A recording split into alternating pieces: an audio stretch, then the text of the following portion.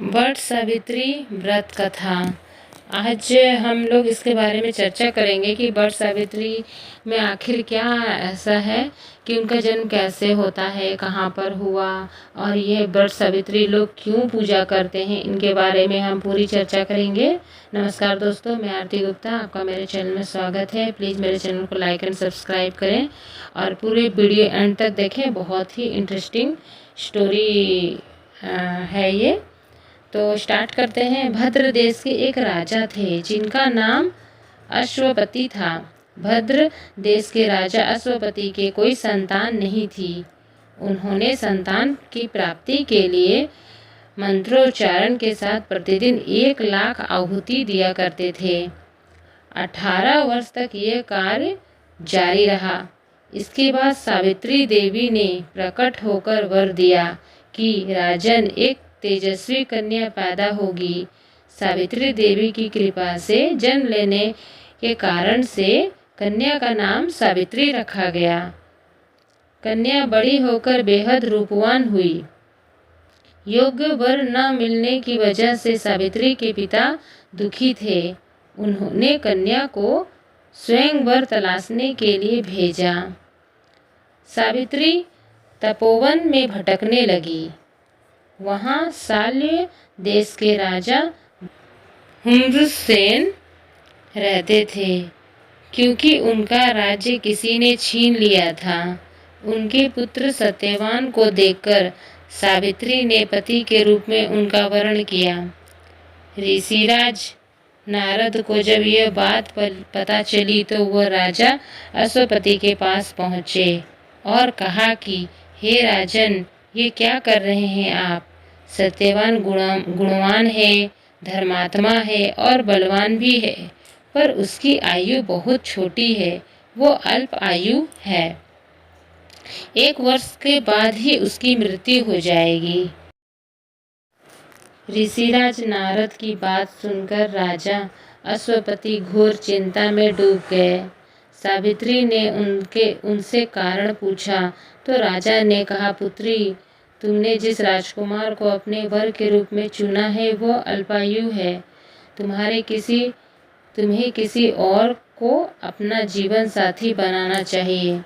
इस पर सावित्री ने कहा कि पिताजी, आर्य कन्याएं अपनी पति का एक ही बार वरण करती है। राजा एक ही बार आज्ञा देता है और पंडित एक ही बार प्रतिज्ञा करते हैं और कन्यादान भी एक ही बार किया जाता है। सावित्री हठ करने लगी और बोली, मैं सत्यवान से ही विवाह करूंगी। राजा अश्वपति ने सावित्री का विवाह सत्यवान से कर दिया। सावित्री अपने ससुराल पहुंची तो सास ससुर की सेवा करने लगी। समय बीतता चला गया। नारद मुनि ने सावित्री को पहले ही सत्यवान की मृत्यु के दिन के बारे में बता दिया था। वो दिन जैसे ही करीब आने लगा, सावित्री अधीर होने लगी। उन्होंने 3 दिन पहले ही से ही उपवास शुरू कर दिया। नारद मुनि द्वारा कथित निश्चित तिथि पर पितरों का पूजन किया। हर दिन की तरह सत्यवान उस दिन भी लकड़ी काटने जंगल चले गए। साथ में सावित्री भी गई। जंगल में पहुंचकर सत्यवान लकड़ी काटने के लिए एक पेड़ पर चढ़ गए। तभी उसके सिर में तेज दर्द होने लगा।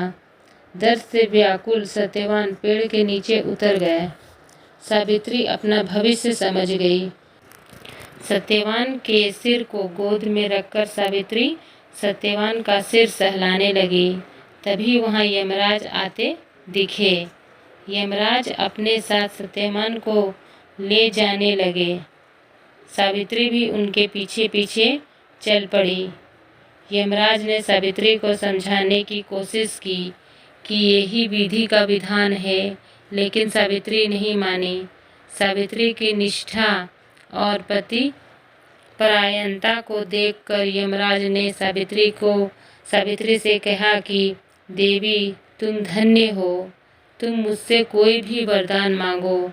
सावित्री ने कहा कि मेरे सास ससुर वनवासी और अंधे हैं, उन्हें आप दिव्य ज्योति प्रदान करें।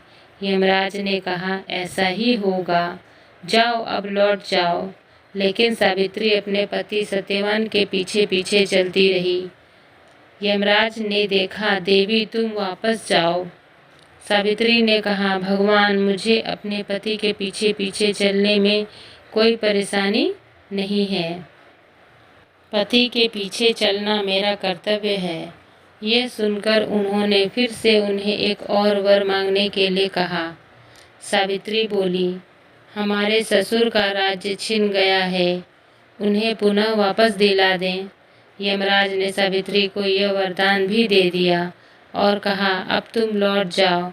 लेकिन सावित्री पीछे पीछे चलती रही। यम ने सावित्री को तीसरा वरदान मांगने को कहा। इस पर सावित्री ने 100 संतानों और 100 सौभाग्य का वरदान मांगा। यमराज ने इसका वरदान भी सावित्री को दे दिया। सावित्री ने यमराज से कहा कि प्रभु, मैं एक पतिव्रता पत्नी हूँ और आपने मुझे पुत्रवती होने का आशीर्वाद दिया है। यह सुनकर यमराज ने सत्यवान के प्राण छोड़ने पड़े। यमराज अंतर्ध्यान हो गए और सावित्री उसी वट वृक्ष के पास आ गई जहाँ उसके पति का मृत शरीर पड़ा था। सत्यवान जीवंत हो गए और दोनों खुशी खुशी अपने राज्य की ओर चल पड़े। दोनों जब घर पहुँचे तो देखा कि माता पिता की दिव्य ज्योति प्राप्त हो गई। इस प्रकार सावित्री सत्यवान चिरकाल तक राज्य सुख भोगते रहे। अतः पतिव्रता सावित्री के अनुरूप ही प्रथम अपने सास ससुर का उचित पूजन करने के साथ ही अन्य विधियों को प्रारंभ करें।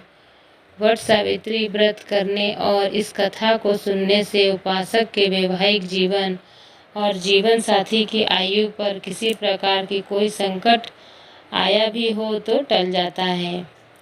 वट सावित्री व्रत की पूजा का महत्व आखिर क्या है? हिंदू धर्म में वट वृक्ष को उनके दीर्घायु और अमरत्व के नाते स्वीकार किया जाता है।